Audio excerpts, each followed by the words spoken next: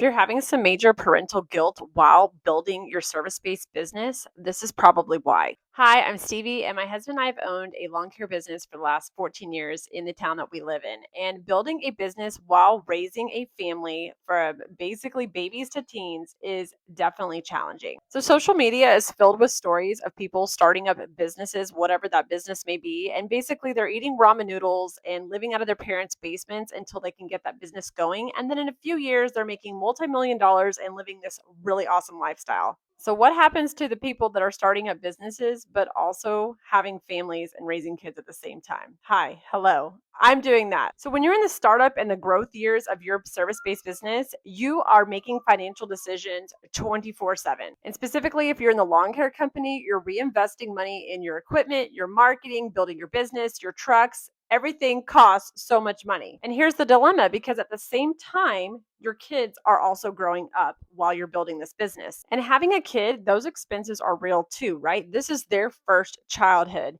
They want to play sports. You want them to be involved in things. You want them to have extracurricular activities. If you have teens, they're going to need a car while they're driving. Of course, there's the whole story about should you buy your teen a car? Should you make them work for a car? You're going to want to provide a good lifestyle for your child as they're growing. So you're constantly like weighing all of these financial decisions for your business, asking yourself, like, what kind of investment can I be making into my business right now? Or this equipment needs to be fixed, or I need to upgrade this, while also at the same time, your once in a lifetime childhood of your child is also going on. And I know people will probably come back and say, well, investing in your business is like investing in your child's future. And yes, that is true if everything in your business goes according to plan. Not everything that you set out to do will go in the progression that you hope that it will go. Sometimes you get blindsided.